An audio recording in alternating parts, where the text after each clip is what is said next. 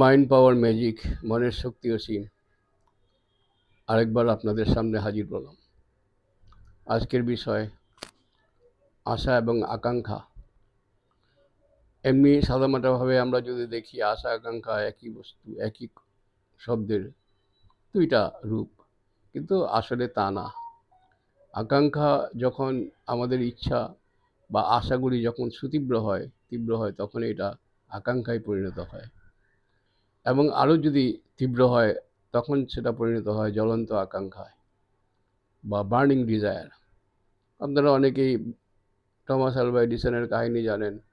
তিনি বিদ্যুৎ বাতি আবিষ্কার করার আগে অনেকবার ব্যর্থ হয়েছেন, কিন্তু উনি এই আকাঙ্ক্ষাকে মনের মধ্যে ধরে রেখেছেন এবং এটাকে বার্নিং ডিজায়ারে পরিণত করেছেন, তিনি সফল হয়েছেন।